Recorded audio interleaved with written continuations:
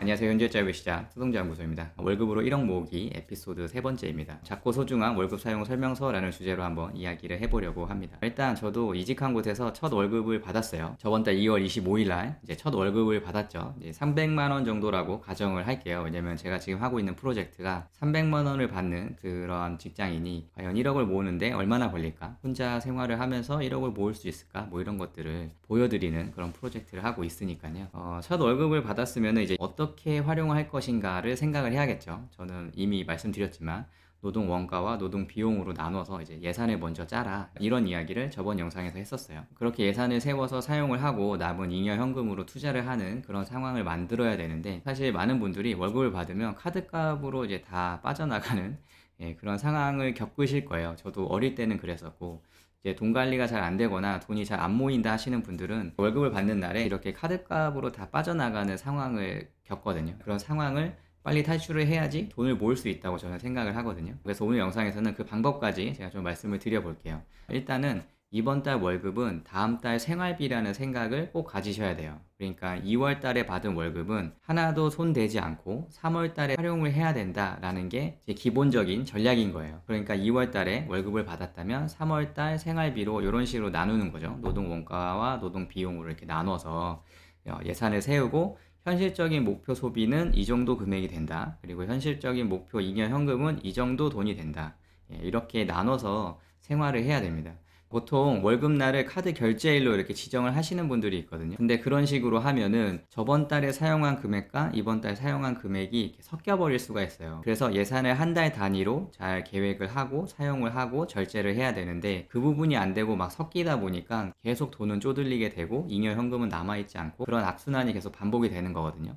그래서 지금 상황은 월급날에 카드값이 계속 빠져나간다, 뭐 이러한 상황일지라도 그 상황에서 이제 벗어나고 싶으시다면은 이번 달 월급은 다음 달 생활비다, 이 생각을 꼭 가져보시기를 바랍니다. 그래서 가계부를 계속 써가면서 이제 소비를 계속 통제하는 거죠. 그래서 현실 목표 소비를 계속 낮추려고 노력을 하는 거고, 그렇게 낮추게 된다면은 당연히 잉여현금이 높아지겠죠. 그러한 상황을 계속 만들어 가는 거예요. 저도 2월에 이렇게 예산을 세워서 사용을 할 겁니다 라고 말씀을 드렸는데, 2월 달은 제가 여기 들어온 게 한 보름 정도밖에 안 돼요. 그래서 정확한 수치가 나오지 않을 것 같고, 이제 3월 달부터 제대로 가계부를 써서 정확한 수치를 좀 보여드리려고 합니다. 근데 제가 2월 달에 그래도 한 2주 정도 생활을 해봤잖아요. 제가 세운 이 목표가 뭐 충분히 가능할 것 같아요. 근데 저는 뭐 목표 세우기 전에 당연히 가능할 거라고 생각했어요. 왜냐면 제가 뭐 한두 해 해본 게 아니기 때문에 충분히 가능할 거다라고 좀 생각을 했는데, 제가 생각한 것보다는 좀 현실 목표 잉여 현금이 좀 높아질 것 같다라는 좀 생각을 해봅니다.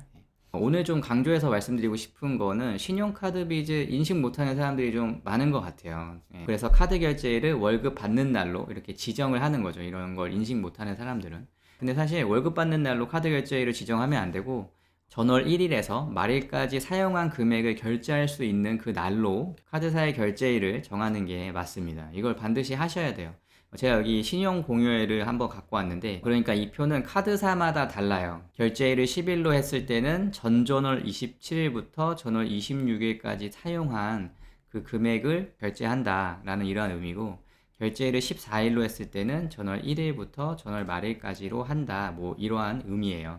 그래서 이거를 신용 공여일이라고 그렇게 표현을 해요. 내가 전월 1일 날 쓴 돈을 다음 달 14일 날 내는 거잖아요. 그러니까 기간이 한 43일 정도, 뭐 그 정도 되는데, 이게 이제 신용카드를 쓰는 이점이죠. 신용카드를 쓰면은 어찌됐건 돈을 늦게 내도 되니까 그 기간 동안 내가 썼던 그 돈을 어떻게 보면 굴릴 수도 있잖아요.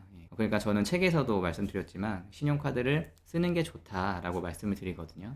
사실 절제를 잘 못해서의 문제지, 신용카드라는 그러한 제도는 뭐 전혀 잘못된 제도가 아니에요. 오히려 신용공여일이 있기 때문에 사용자한테 좋은 그런 도구라고 저는 생각을 하거든요. 근데 이거를 잘 써야겠죠. 잘못 쓰니까 계속 문제가 되는 건데, 일단은 신용카드를 잘 사용하시려면은 결제일을 이렇게 변경을 하셔야 돼요. 그러니까 전월 1일부터 전월 말일까지 사용한 금액을 결제할 수 있는 그 날로 지정을 하셔야 돼요. 이게 카드사마다 다 다르거든요. 근데 대부분이 14일이라고 보시면 되고, 뭐 하나카드는 13일, 현대카드는 12일, 뭐 이렇게 되는데, 대부분은 14일이라고 보시면 되니까 이렇게 14일로 변경을 좀 하셔야 됩니다. 그래서 결제일을 14일로 이렇게 변경을 하시면은 장점이 뭐냐면, 예산을 관리하는 게 좀 용이해지죠. 왜냐면 전월 1일부터 전월 말일까지 사용한 그 금액을 결제를 하다 보니까 날짜가 안 섞이잖아요. 달이 안 섞이다 보니까 훨씬 예산을 관리하기 용이하고, 그 다음에 카드마다 실적이 있잖아요. 어느 정도 실적을 채우면은 뭐 포인트를 준다, 뭐 이러한 실적이 있는데, 이러한 카드 실적을 관리하기도 용이해집니다. 그래서 결제일을 반드시 변경을 하셔야 돼요. 근데 지금 월급 받는 날로 카드 결제를 해 놓으시는 분은 지금 가진 현금이 없는데 갑자기 14일로 바꾸면 그때 돈은 어떻게 내지? 뭐 이렇게 생각을 하실 수 있겠죠. 그런 분들은 어떻게 해결하는지 좀 말씀드려 볼게요.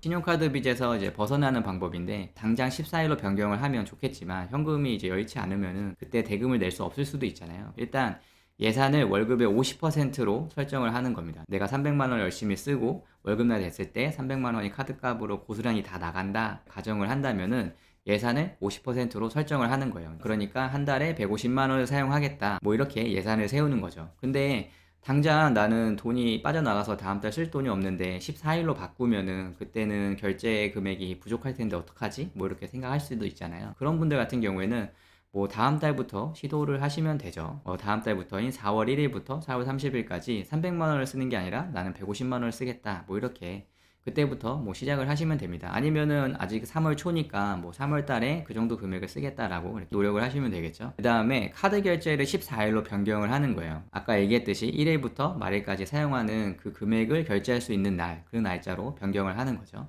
그렇게 변경을 하고 나서 3개월을 유지하면은 그때는 이번 달 받은 월급을 고스란히 다음 달 생활비로 사용을 하실 수 있게 됩니다. 예. 이게 그냥 수학적으로 그렇게 될 수밖에 없어요. 예. 이 방법은 제가 책에서도 이렇게 다루었던 그러한 방법인데, 사실 당연히 힘들 거예요. 왜냐면 쓰던 그런 습관이 있는데 그걸 갑자기 절반으로 줄이라고 하니까 힘들 수도 있는데, 사실 변화하지 않으면은 돈을 모을 수가 없어요. 어차피 3개월 정도만 유지하면 된다라고 일단은 첫 번째 목표를 이렇게 잡으면 되기 때문에, 그 기간 동안은 최대한 약속도 잡지 않고 뭐 최대한 배달 음식도 시켜 먹지 않고 뭐 여러 가지 방법을 통해서, 노력을 통해서 그렇게 줄이시면 충분히 가능한 그런 방법이지 않을까 생각합니다. 아까 보여드렸듯이 월급 300만 원 정도면은 현실 목표 소비를 저는 150만 원 이하로 지금 잡고 있잖아요. 근데 이게 어느 정도 충분히 가능한 그 정도 금액이거든요. 그러니까 저는 이게 엄청 무리를 한 목표는 아니다라고 좀 생각을 해요.